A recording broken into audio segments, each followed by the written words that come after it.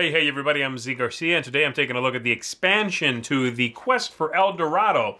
This is Heroes and Hexes.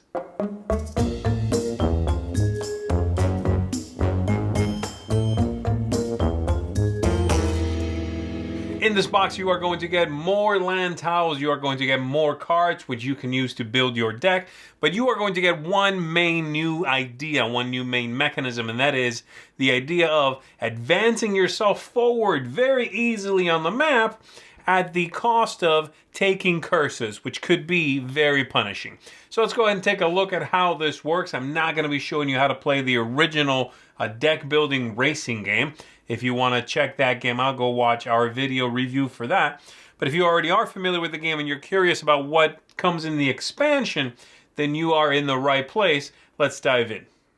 So here's pretty much everything that you are getting with the expansion. You are going to get some new boards, couple of new barriers, some of these evil tokens, 4 new piles of cards to be set up at the beginning of the game. You are going to have some heroes, a tavern for those heroes. You are going to have these bad cards, and you are going to have a new starting card for each player's deck. Besides that, you've got some cavern tokens, some of these cave tokens that just shuffled in with the original ones. But I will say, to play this expansion, you must use the caves variant, in which you are going to take several of these and set them up on the board in the designated spots, and if you end up next to them, you are going to draw one off the top of the stack, and it'll give you some sort of boost. So let's go ahead and talk through all of this stuff and show you how the game works. We're going to start with the very top. At the top of the game, you are going to shuffle these up, and everybody gets one into their starting deck. So everyone's decks are going to be slightly different right off the bat. And they give you something pretty basic. So say Polly the Parrot here gives you 1 coin, but you can get rid of the card for a boost. So instead of 1 coin, I can do 3 coins by playing this card, but then I would be rid of the card. And so that's what they all do. That's how they all work. So that's different right away. The new setups are shown over here. You can, of course, do your own setup if you so choose, and that gives you an idea of how to put the board together. And on that board, usually near the beginning, you are going to have this Heroes Tavern on one of the 2 sides, either that side or that side. When a player ends their turn on one of those tokens, one of those spaces, they are going to earn a hero. And they're going to draw 3 of these cards. They will look at them. They will keep 1. In fact, it goes right into their hand. And then they'll shuffle the other 2 back in. Every player can do this only once per game, and this is going to be a pretty awesome card that they have access to for the rest of the game. And so the heroes, some of them have pretty interesting powers, very different powers, and some of them are just pretty standard cards, but at very high values, very strong. So there are those. You've got over here on the boards, as I said, these spots, and these show a new kind of land section. The purple ones here. Every time a player enters one of these, it's going to cost them no cards. They can just go into it. But for everyone they go into that shows one of these little faces, they have to draw one of these curse tokens. And these are going to do all sorts of bad things. So sometimes you'll draw one of these, and that means you have to put one of these cards into your deck. It's simply a blank card, basically. It's just going to clog up your deck. That's what they do. But sometimes you're going to have some that say, oh, well, before you play any coin cards, you have to discard some coins as a sacrifice. You just play them for no effect. Then you can get rid of this. Some of them are going to allow everyone else to move a step. Some of them are going to allow another player in the game to move you around a couple of steps. Things like that. So they mess with your progress. They sometimes can hold you back. But they are free to go into. Besides that, though, these places have caverns on them, color matching, the 3 on the same tile, so the pink ones on this one, for example, and on this one we've got blue ones, the 3 matching ones. These are double-sided, not both sides necessarily have caverns. And the way they work is you can jump from one to another for a single movement step.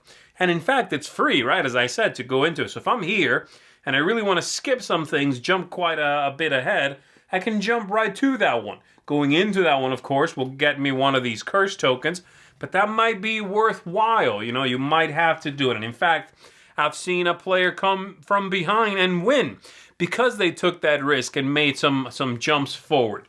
So that's a big part of it.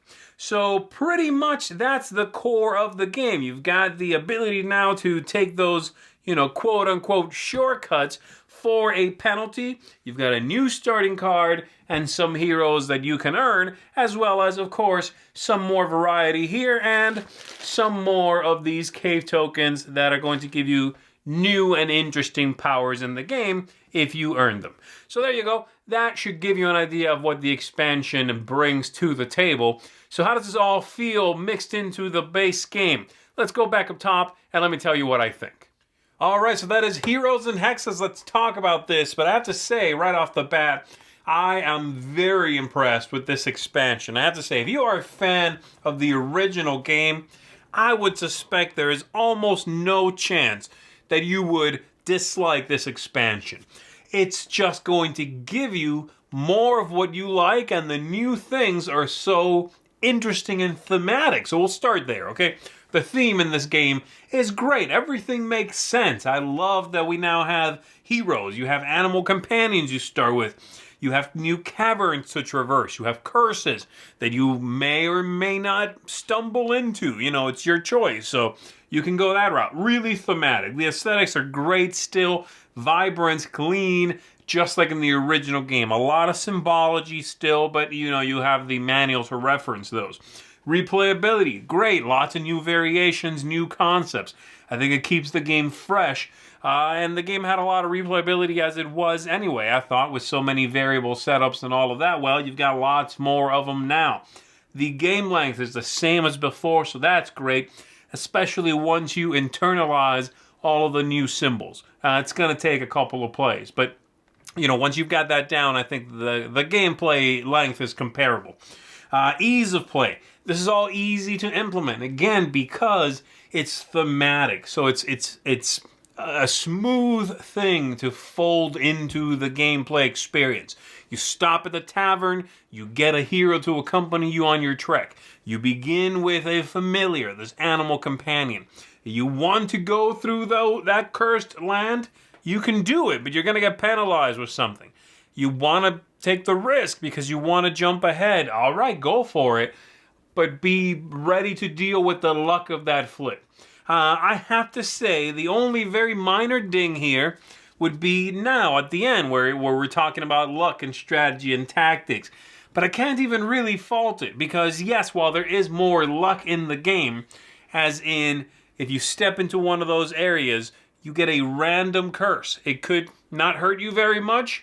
It could be, rough. It could set you back. It could derail your plans a little bit.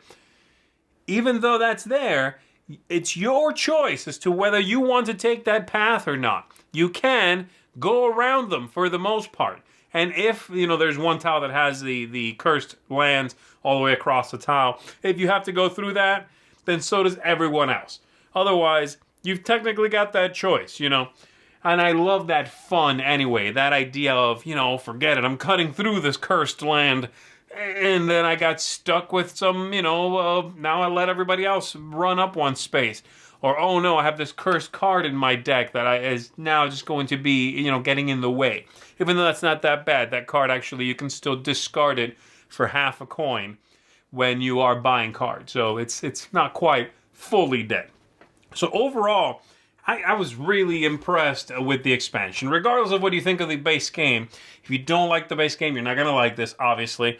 But if you do, as I said, I think that there's a very high probability that you are going to really enjoy this expansion as well. I would recommend it to everyone who is a fan of the original game. And from that point of view of being a fan of the original game, which I am, I have to give this a seal of excellence. It's just that good. It's going to give you more flavor, interesting choices, more going on. It's going to give you a diverse experience from play to play and freshen up the whole thing. So, quest for El Dorado here. The Heroes and Hexes expansion is superb. And again, it gets a seal of excellence from me. I am Z Garcia. Thanks for checking this out. I'll see you on the next one.